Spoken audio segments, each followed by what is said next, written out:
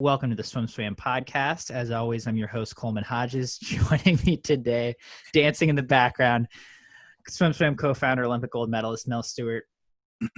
And joining us today, you know and love him. He is swimming's trailblazer, one of the youngest swimmer ever to go pro at age 14. He's a member. This is his second year on the New York Breakers. Michael Andrew. Michael, what's up, man? Not much. Thank you for having me. I just love talking to you guys. Like, this is the best.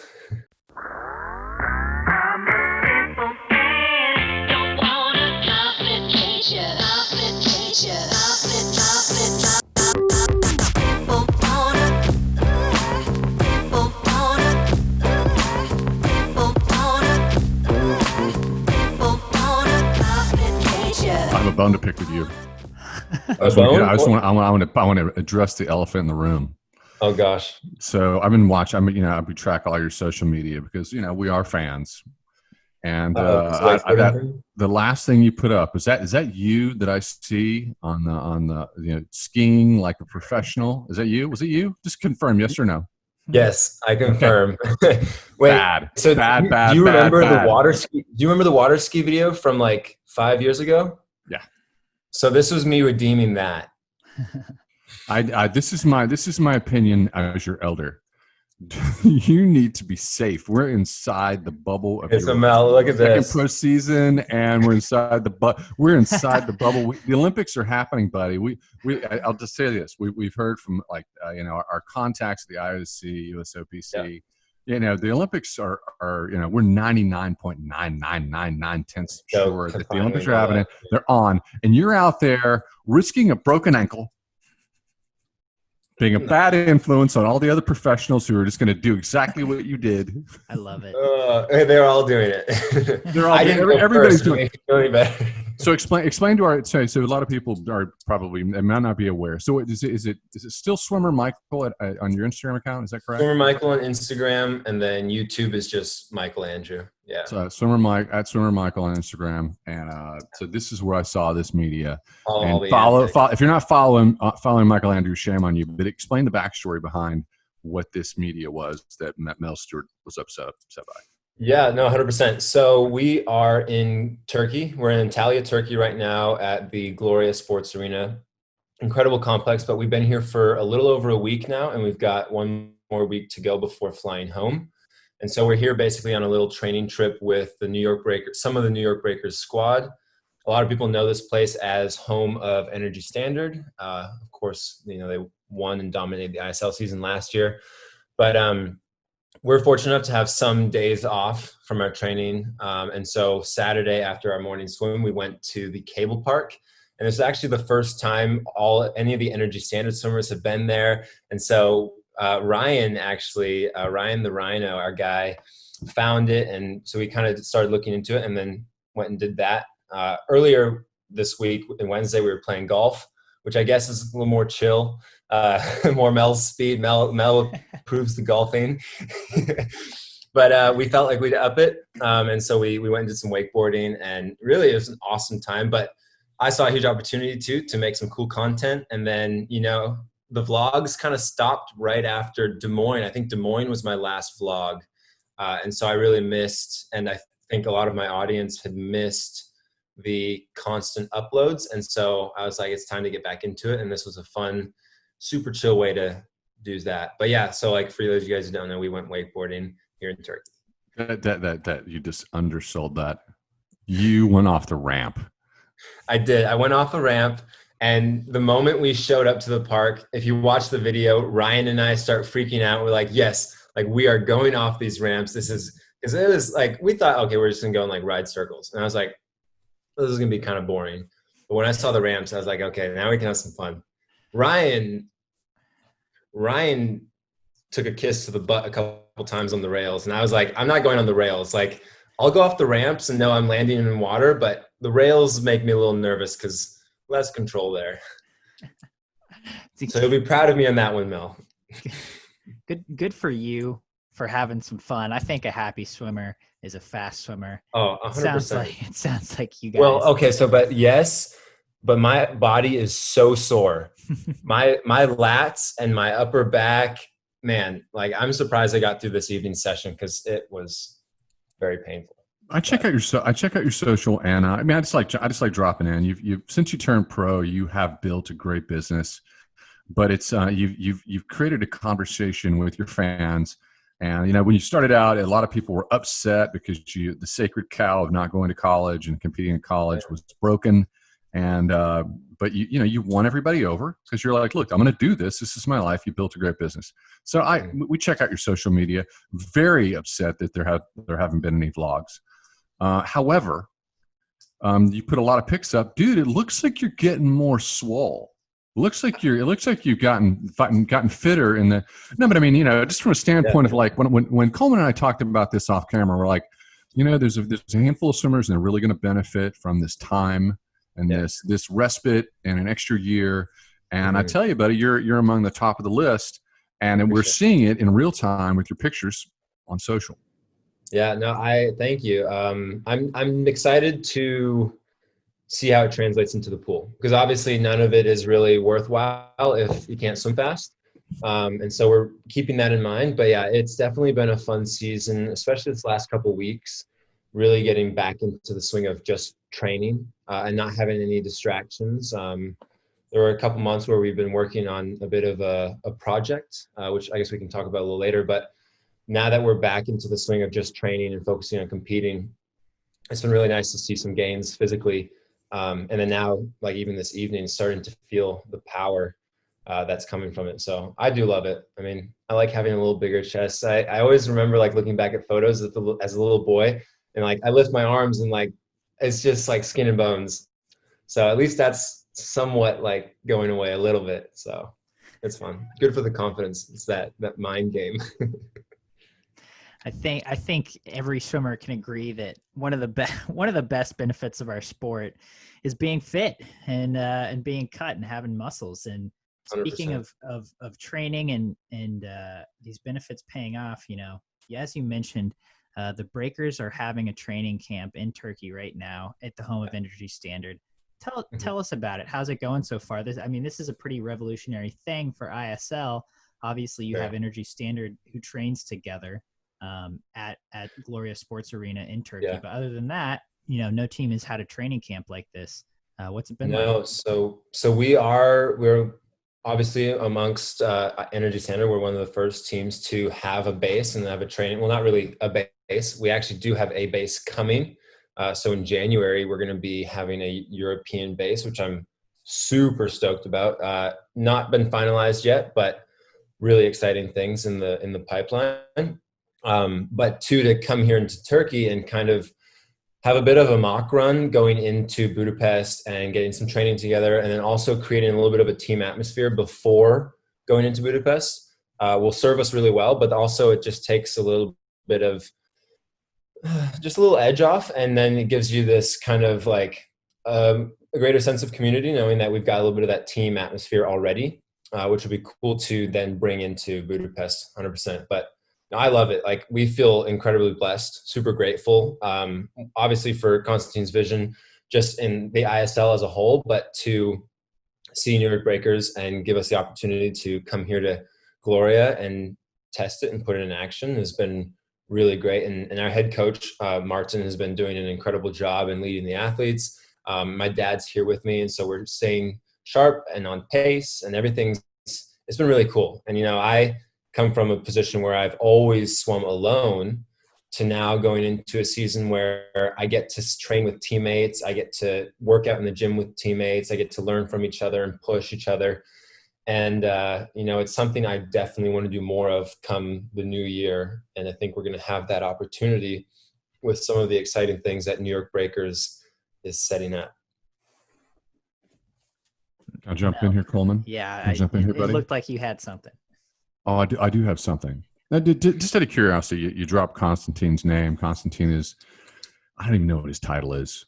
Here's the thing. He's financing the International Swimming League. Mm-hmm. And I like him. I see a lot of the background. We talked to him years in advance of launching, and like he was sharing his vision And I thought his vision was extraordinarily creative, and I think the product speaks for itself. How often are you guys with him and engaging him, like at this training camp or in the past at events? Yeah. I know he wasn't on the U.S. side. I know he was, but I know he was a presence whenever you're in Europe. So what's it like hanging out with him? It's okay. So it's actually it's changed. It's interesting. I remember when I first met Constantine, I felt not intimidated, but definitely I had this sense of like a nervous respect, knowing like, wow, like this guy has some crazy power, like he's doing some crazy things, and I don't want to be on his wrong side. But as I've gotten to know him and I see the vision, like you said, and what he's set out and planned for swimming, I've kind of gotten to see his heart a bit, and it's been really cool. And it's actually similar to like kind of what our story is like when we started, people didn't quite understand why we were doing it and stuff like this. This maybe is more clear. It's like, okay, ISL makes sense, like it should happen. But as people got to know us and as we get to know Constantine and who's running the league, we see that, you know, this is going to be the best for the swimmers. And it's in our best interest to work our hardest in what we need to accomplish so that we can kind of meet everyone in the middle and make this thing really blow up. And I see it all happening really smoothly and pretty quickly.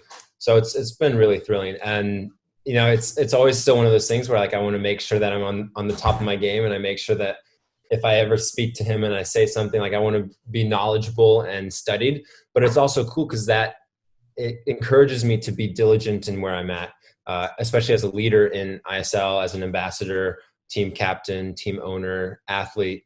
All of that, it really keeps us accountable. Yeah, I think for listeners out there who are wondering, you know, who is this guy and what's he like? I think the quickest way to describe him from an adult standpoint is he's a swim parent. His kid swam. His kid swam at Cal, and he's passionate. He has deep roots there and a deep appreciation for the sport of swimming. And then, of course, he is an entrepreneur. And where the common ground lies is swim parent and in the vision for the sport. So if you're a swim parent or someone who has roots there, or you're someone who has they're entrepreneurially spirited, and you're going to connect with him. And it seems like that's common ground and a way to build a relationship. I know Coleman wants to get into this, and I know he wants to get into this. Is just recent news, and we need to address it. It's just we reported that the Australians are out of ISL, and then we reported that 4 were back in. And to add context to this, New York Breakers last season, let's just call that a pancake season. You were the 100-point MVP, and you were carrying the team. You're the star. You got some support this year, but you got Cameron McAvoy. What's the status of Cameron? So I haven't been speaking with my mom a bunch on this, so I'm not sure if anything's changed. So I can't really give a clear answer on where it's at, actually. I really hope that he's able to join us. But outside of that, I do want to just express I'm in no place to say or to tell Australia Swimming or whatever the reason is behind a lot of the athletes not being able to go. But it's incredibly frustrating. I'm almost disappointed, and I feel really heartbroken for the Australian athletes, especially athletes that are being funded by the Australian Federation and rely on these competitions, and looked at this as an opportunity and a very exciting thing that they were able to go to, and it would have been all safe, COVID rules, everything. There was a lot of things set in place to make this happen and smoothly. And it's unfortunate to see that now that the league or the season isn't taking place in Australia, it's easy for them to pull out and put these restrictions and parameters on their own athletes. And it's upsetting.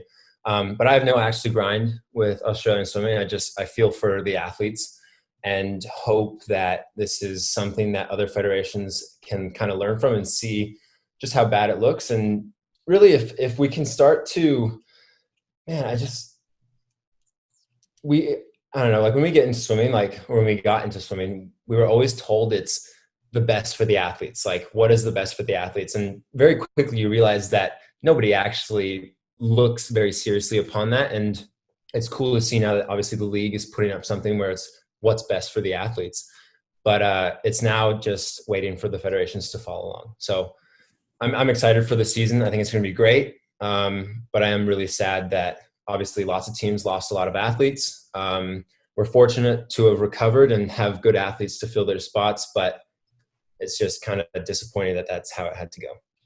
This is the reason why you won everybody over. You have so many fans, is that you say it. And what you're saying is what everybody's feeling, which is, come on. Right. We're all very disappointed. Everyone's heart fell when we read that. And it felt a little bit wishy-washy in terms of communication, but we don't want to throw the Aussie team under the bus. No. We are there like a brother sister team to the United States, and we have an immense respect for them. And at the end of the day, you cannot argue with their results with this tiny island nation. It's not tiny, but in terms of population, tiny. They do deliver. Right. So, but this on this topic, let's get back to the Breakers. Let's get back to your help, because frankly, you were this team was, you were carrying it last year. Where is the support for Michael Andrew going to be in season 2? Oh wow. Well, we've gained quite a bit of strength, and I'm really excited, especially to look at our men's relays, our women's relays. We've got a lot of strong individuals, and particularly coming to the Russian side in like our middle distance, like 200 fly, 200 free. We have some good range, and so I'm really excited to see just how. Obviously, now I'll have a bit of I'm not going to like say what events I'm swimming and stuff like that, but it gives me a little more breathing room as well to focus on other events and to be a little more fresh for things like that. Obviously with the goal of taking some wins, because that's where our points are going to come from, especially with the new ranking system. And so we have a really strong team. I'm really excited to be captaining it with Jeanette Audison. She was on London Roar the year before. And so I feel like that's a big snag. And I love Janetta. Like, she is incredible. So everything she stands for with her family and Billy, and being able to do this as a mom in the sport is just incredible. And, we have a lot of diversity, as we did the last year. I think there's only 3 Americans, 3, yeah. And so we're very international, very New York. We're a melting pot, and so it's cool to see that. And we've got a lot of range, especially with Peter Timmers as our old guy, but still killing it, swimming fast. I think he's going to bring a lot of speed. And then we've also got a young 16-year-old girl who's, we believe in this league being something that's for the future of our generation. And so we're trying to get our athletes in young so that they can continue to grow with us as a team and see how it goes there. So it's going to be a great year for New York Breakers and for the league as a whole. I missed it. Who was the 16-year-old? I would have to check. I think it's a hard to pronounce name. Sorry. No, I think he was reserve. I didn't mean to stop the energy. My apologies. No, you're good. You're good. I should actually know. Everything's fluid, and then you're out there water skiing, and you didn't brush up on the names, and we're not going to throw you under the bus. But come on, buddy. Come on, man. Where are you? I know my team captain badge is just like falling off.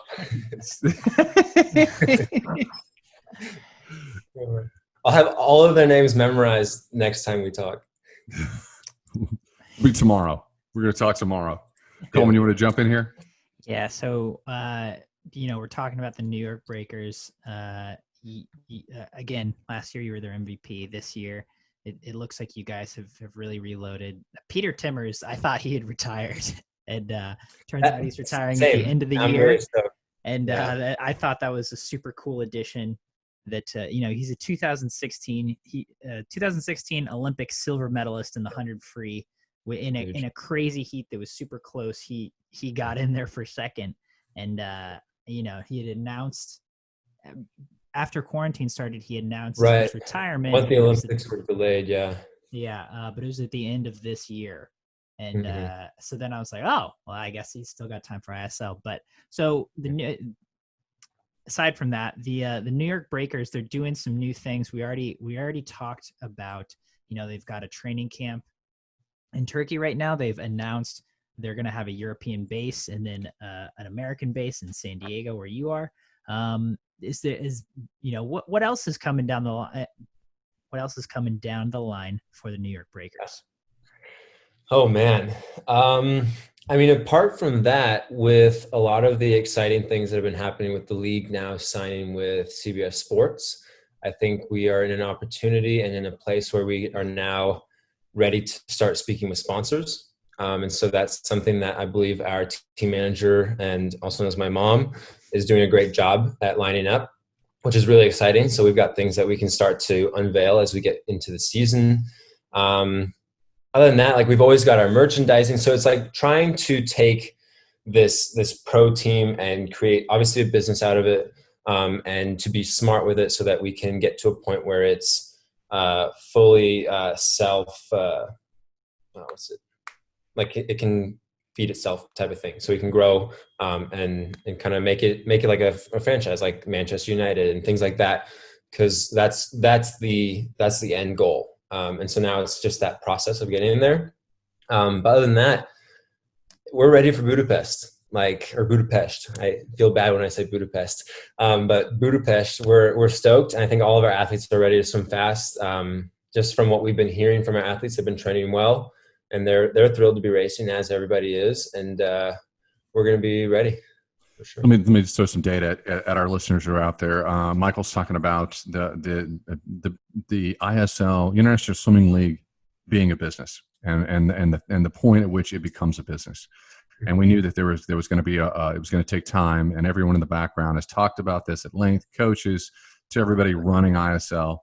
And the understanding is that it's a just for some raw numbers, the reach last season was 40 million unique people. So if you've got 40 million unique eyeballs on the league, you've got a business. And a lot of my Olympic peers in the background were saying, hey, this doesn't make sense to me. How's this going to work? And I dropped the 40 million number. And then I'm like, look, what if you were on television for 10 hours last season and you're on live on 3 continents? That is a business. I think the threshold for ISL is going to be this. I don't know that as each franchise can sell your sponsorships. I think it's hard to do. It's a lot of work. I think the general managers are already overloaded. To me, it seems like once the brand gets to the point where you can outsource to an Octagon, Wasserman, IMG, to some big agencies, and those are just the big ones globally. But it seems like when you can get to that point, and they can just run with it, then ISL is going to take off, and it's going to take off in a very rapid way. And I think that we were all looking for year 2 to be coming off the Olympic year, and this being the year. And right now, this is year 2, and this is going to be ISL's the only game in town, so it's going to be a very different iteration. Yeah. What are you hearing from in swim outside, business wise, and the interest in the league? Oh, I mean, everything's positive at this point. I think there's nowhere that I've heard anyone fault the league. Of course, you can always find small details and communication errors and things like that inside the ISL community, but that's in every business. Not everyone's going to always be satisfied. And I think it's been really cool to see that the general population, everyone that loves swimming, views swimming, is competing in the sport, is current in where they are as a professional athlete and stuff. Everybody's looking at it as a massive opportunity and something that could really become something huge. Maybe there's some skeptics still, but I think a lot of that has shifted very quickly, especially in this season, and the fact that it's even happening still. So it's really, 100% positive at this point. And I mean, there's not really anything else to say other than that. Everybody sees it taking off, and really they want it to succeed. And that's a cool thing, because, it's often that something new comes along and people are like, oh no, like, and it's like, okay, like, let's just make this work. So that's a great descriptor of it. Something new comes along, people generally, and so especially with our current situation, right, where like Mel mentioned, it was going to be, you had the 2020 Olympics, everyone was gearing up for that. And then there was going to be a massive ISL season. And now we have a shortened ISL season, which will then be followed, proceeded by the Olympics. Within the swimming community, what have you been hearing, or just what do you feel like kind of the vibe is of athletes trying to balance, just like we saw last year? Well, there's ISL, but then really there's the Olympics. And, obviously I know you're of the mindset that it's like, yes, the Olympics are important, but there's also other things. And personally, I'm also of that mindset. And I think the more we move toward that mindset, the more, swimming becomes a real worldly sport. 100%. Yeah. So what have you been hearing, or what have you been kind of feeling from other athletes in terms of them trying to balance the two? I feel like right now a lot of it's interesting. You can kind of look at it as groups. So I feel like a lot of the past Olympians, so the people that have already been to the Olympics and medalists and stuff, are looking very strongly still towards the Olympic year. Obviously knowing like they've only got a few more months, like they had a big reset. They've got this extra time to get stronger and train. But they're excited for the ISL and what it will be in the future. And so they're going to make sure they're part of it now, swim well at the Olympics, and then they move on to kind of like the ISL, and they see that as the next journey. And that's good. It's not a wrong way to look at it. And then you see the other group of athletes who maybe aren't Olympians, or they've been there and they realize it doesn't really pay the bills like we tend to think it does. And they see ISL as the way forward, and they want to make everything out of it this season, and then continue to grow with it. And so you'll see athletes who will be at the 6.5 kind of minimum of the Budapest training / racing season in our bubble. Some will be training super hard through it, focus on the Olympics, and maybe they'll drop a little bit, rest, and race semi-fast or whatever. I think the swimming is still going to be crazy. I think the show is going to be amazing, because what's nice is with the ISL, it's not really beholden on how fast you go. It's whoever touches the wall first. So that's always going to be there. And so in a sense, it really doesn't matter as much what the athletes are thinking or where they're at. It's as long as they, on the day, show up and want to beat the other athlete. It will create good TV, it'll create good energy, and people will love it, and it will grow for the next year, where people can then get super fast, break some world records. Will world records be broken now? Possibly. Who knows? I think there's a very good chance, yes. But even if it doesn't, it's going to be amazing. So yeah, that's kind of my thing. Is it just really, a lot of athletes are looking at the Olympic year knowing like that's kind of what we've been ingrained, and that's always been the focus. But they also see this as the way forward, whether they like it or not. We're going to see world records. I guarantee there's going to be some world records in the second season. People are popping stupid times, and we're like, how are they doing this? And they're probably healing from injuries, micro injuries they didn't know they had. Then there's also going to be a lot of emotion. So let's address the another elephant in the room. Fans, comments on SwimSwam. A lot of people were negative about. They said Energy Standard had an unfair advantage last season. And a lot of people were very angry about it. They really wanted this to be, they wanted it to be a fight. And they only won by a few points last year, right? True. When we came down to the final, they only won by a few points. And I think that the league kind of proved itself, but it's there's no denying they have a very stacked team. Like it's fast. Yeah. How do you feel about season 2 and in terms of the balance of all the pro teams? Break it down. So it's hard because a lot of things changed when the solidarity clause was kind of entered, because not all the teams had then set everything, and we didn't have all of our athletes recruited at that time. And so it got more to a point where athletes would go to teams where all their friends were, and not where they would have the largest opportunity for viewership or team leadership or team roles or even individual earning potential based on the events they would swim. And so that was an interesting hit, but something you learn from. And, as a team owner, you learn these things on the fly because it's very new to all of us.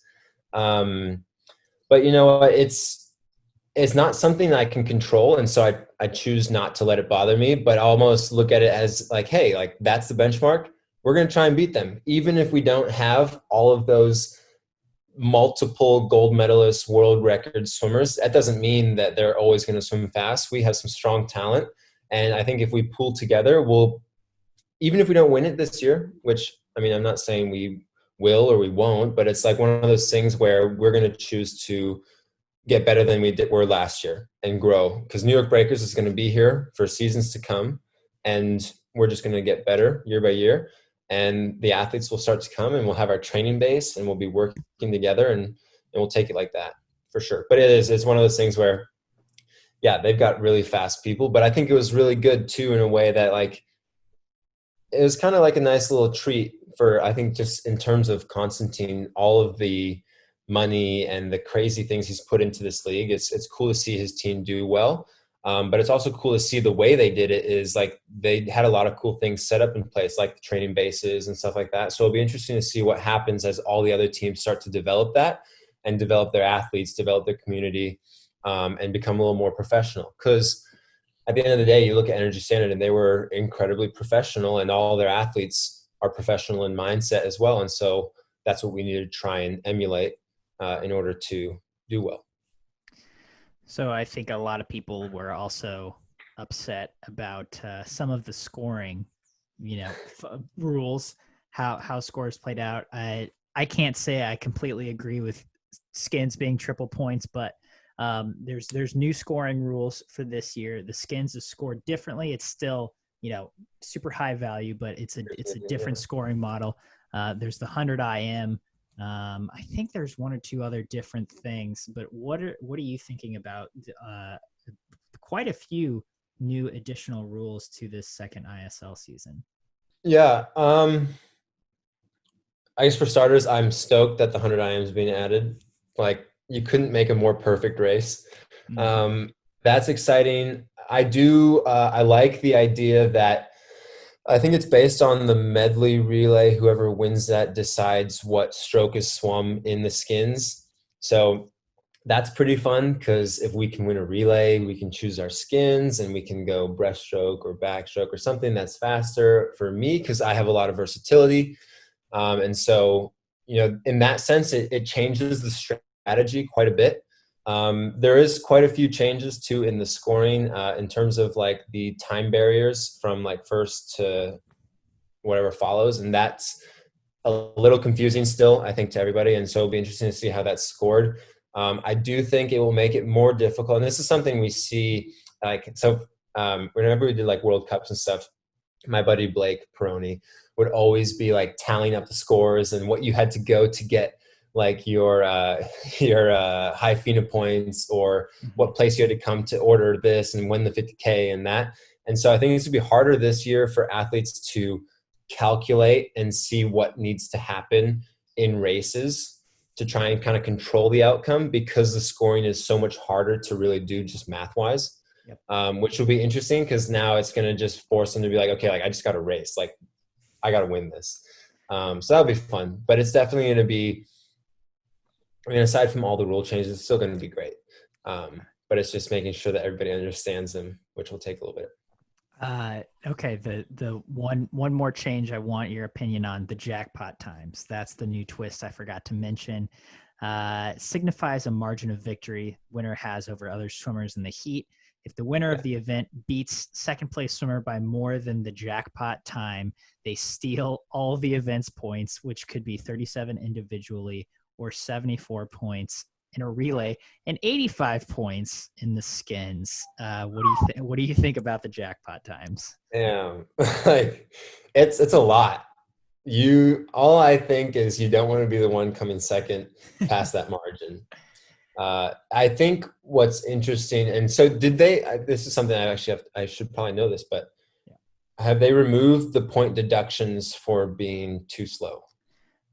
I think that is still in play. It's still in there. Okay. Still get docked. So see, this is another interesting thing, because that really makes it a double whammy. It's like if you're going to show up and race, you got to be like fully on it. And it's hard because, you know, some athletes have multiple events and there's fatigue and your legs die and, you know, things happen. And so, yeah, everybody's going to be a little more on edge because there's way more to lose. And if you are 80 points behind in one event, like, how do you make that up? Like, that's a really tough margin to make up, especially if you don't have someone that's, you know, breaking a world record in every other event, because that's really what it's going to take. It's going to take a world record to be above those margins, especially ahead of the rest of the field. So I guess it's a valid reward because obviously a world record's a pretty big deal. So may as well give you the points for it. But it will be a challenge for everyone that's not coming in first. And so we just hope to not be that team. That seems like it's going to be hard for anyone in Katinka Hozu's events. I'm not going to lie. Yeah. Because I was at the 200 IM like all time, and she was like a 201.8, and then Melanie Margalis was like 204, 203. So it's like, dang, like that's. And Melanie's time is so fast already. It's like, okay, this is, yeah, I love Katinka though. She's crazy. Certainly the jackpots could make for some interesting situations. Mel, looks like you got something. No, I'm just saying we're down to 1 minute, buddy. And we didn't cover nearly as much as we wanted to because we were lazy on the front end, just talking and talking and talking. Will you come back and check in with us? Because we're going to have some more clarity as we get closer to the season. In a couple weeks or like right now? In the middle of it. Oh yeah, heck yeah. We can do a talk every week of the ISL if you want, Mel. Every week, Michael Andrew drops. I'll give you a running play of what's happening. Yeah, that would be fantastic. Well, while we're all quarantined in our rooms, I'll just tell you what's going on. All the games we're playing. All right, thanks so much for coming on, and we're looking forward to seeing you back every single week of the ISL second season. Much love to you, buddy, and stay safe and stop doing professional skiing stunts. Don't stop. Keep doing it. I'm not going to stop, Mel, but I love you and I appreciate it. You guys are the best.